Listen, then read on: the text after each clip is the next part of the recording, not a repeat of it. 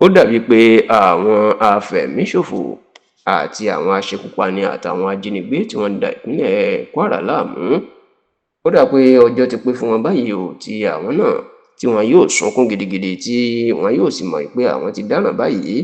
lórí bí ìjọba àpapọ̀ orílẹ̀-èdè Nàìjíríà bọ́n mà ṣe ti gbé ìgbésẹ̀ tó ní agbára lórí ìfẹ̀míṣòfò tó ń ṣẹlẹ̀ ní ìpínlẹ̀ Kwara láti nǹkan bí ọdún kan sẹ́yìn, tó sì jẹ́ pé ogun ti bẹ̀rẹ̀ báyìí láàrin àwọn ọmọ ogun Nàìjíríà àti àwọn afẹ̀míṣòfò tíjọba ń pè ní bandits pẹ̀lú àwọn alákatakítí ẹ̀sìn Islam tí wọ́n gba gbogbo inú igbó ìpínlẹ̀ Kwara kan lásìkò yìí, tí àwọn ọmọ ìpínlẹ̀ Kwara tó sì ń fàdúrà sí àwọn ọmọ ogun Nàìjíríà tó ń wọnú igbó lọ kojú wọn lọ pé wọn ó lọ re wọn ó bọ̀ re, àwọn ni ó sì rẹ́yìn ọ̀tá, àwọn ni ó rẹ́yìn òdì wọn. Ẹ rántí pé láti ọdún tó kọjá ó ní ètò ààbò ìpínlẹ̀ Kwara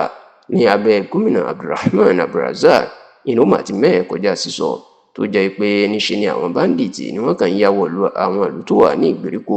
láti máa fi ẹ̀mí wọn ṣòfò. Ṣùgbọ́n èyí tí ó di ariwo ńlá ó ní ìṣẹ̀lẹ̀ tó ṣẹlẹ̀ ní ìlú Òkè-Ọdẹ ní ìpínlẹ̀ Kwara lọ́dún tó kọjá, níbi tí àwọn bandits tí wọ́n ti fi ẹ̀mí òbítíbitì àwọn aráàlú náà tí wọ́n fi ẹ̀mí wọn ṣòfò kó tó wá di wípé wọ́n jí ọ̀pọ̀ àwọn èèyàn gbé wọnú igbó lọ. Lẹ́yìn ìgbà náà iná tó ti jí ọ̀pọ̀ èèyàn gbé, bẹ́ẹ̀ náà tó ti pa ọ̀pọ̀ èèyàn. Ṣùgbọ́n èyí tó tún fa ariwo ńlá lásìkò yìí ó ní ti ọ̀sẹ̀ bíi méjì sẹ́yìn, nígbà tí àwọn Fúlàní afẹ̀míṣòfò yìí tí wọ́n tó lọ kọlu ìlú kan tí wọ́n ń pè ní ìlú Wóró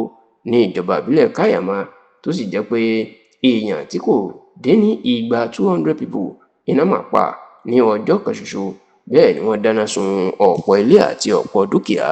èyí tó jẹ́ kí òkú kó sùn lọ rẹ́rẹ́rẹ́ ní ìlú Wóró, débi pé ìlú ọ̀hún ti fẹ́ dahoro báyìí nítorí pé gbogbo àwọn tí orí kó yọ ni wọ́n ti ń sá kúrò ní ibẹ̀. Ṣá o, láti dènà ilé ìyá Ààrẹ Bọ́lá Ahmed Tinubu ó ti da òbítíbitì àwọn sójà ó ti dà wọ́n lọ sí ìlú